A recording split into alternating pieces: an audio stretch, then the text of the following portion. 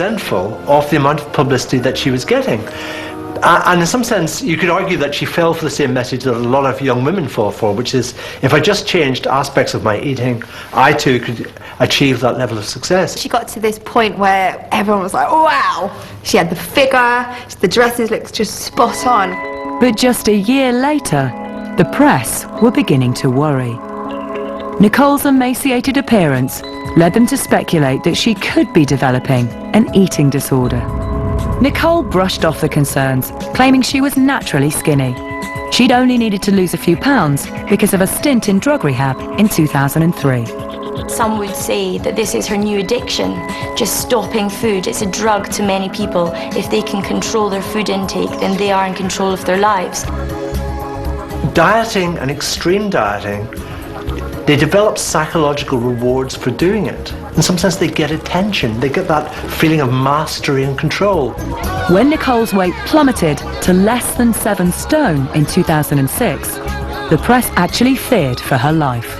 At Heat, we do use quite strong headlines. Nicole, eat or you'll die is one of them. It's incredibly powerful. It really drives it home to the reader. You know, this girl could die unless she eats.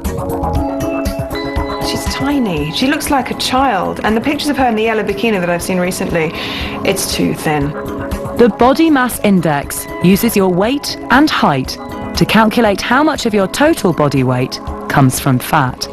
Body mass index between 20 and 25 is about the amount of fat that is normal to be on your body, and we need a certain amount of fat because that fat actually does a job. It helps to produce hormones, and it helps to keep us healthy, and it helps to support our immune system, but it's not usually normal to have a body mass index under 17.5. Nicole Ritchie has a body mass index of just 17.48. Looking at Nicole Ritchie, she is an extreme case, and she's lost that lovely, youthful, curvaceous fat that we have in the face at a young age. She's lost all that. You know, she's only 20-odd.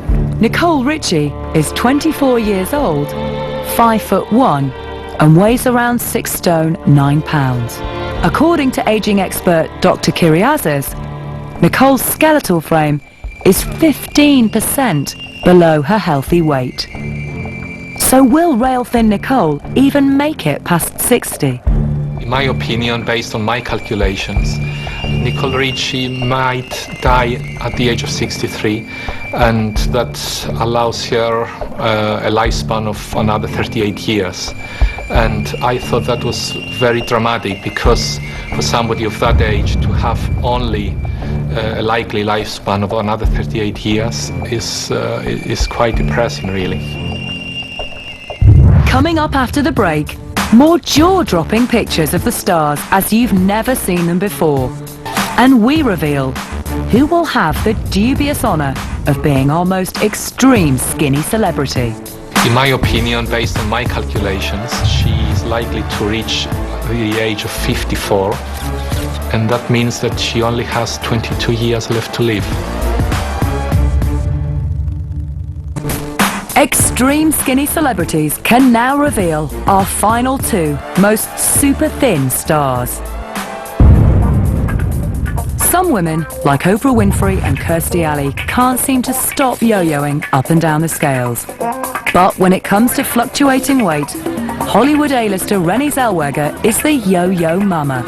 Since 2001, she's gone from a size 6 to size 14 for the role of Bridget Jones. I love Renée Zellweger. I think she's an amazing actress. It was so impressive as well, not just the acting, but the weight loss, the weight gain, the weight loss, and then sort of for Bridget Jones too, the same thing all over again. I just have this overriding image of her shaking her bum when she's got the little rabbit's tail on it, and I was just like, a little bit of flesh wobbled at the same time, and I wanted to reach out and grab it.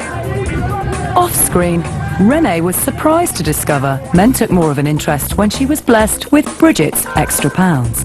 Scientific research and magazine surveys alike reveal that 3/4 of men prefer curvy girls. You are allowed to have a curvy physique, and in many cases men actually prefer it. You know, we do surveys in the magazine proving that men prefer women that are curvy, and I think it's really important, especially for our younger readers, to see that. Renee put the curves on for one role, but she lost them again for another. In 2002, she adopted a risky low-carb crash diet and dropped to 7.5 stone for the role of Roxy in Chicago. Low carbohydrate diets aren't a healthy way to lose weight. I mean, sure, if you cut out most carbohydrates, you cut out a lot of calories and you lose weight. But in the longer term, we just don't know how healthy it is in terms of things like heart disease, bone health, risk of cancer. Renee may have been playing Russian roulette with her health, but she wasn't done yet. Returning to the role of Bridget Jones, she piled on 4 stone in just 3 months to get herself back to a size 14. But could all this yo-yo dieting be good for her? It's a bit like sort of blowing a balloon up and then letting it down quickly. You know, as far as the face and the body is concerned, it's quite possible, you know, she might get stretch marks on the tummy, and on the face it may possibly predispose her to wrinkles later in life. Some studies suggest that if you do yo-yo dieting a lot over time, it could have a negative impact on, for example, our heart health, on like cholesterol levels or blood pressure, and also on our immune system.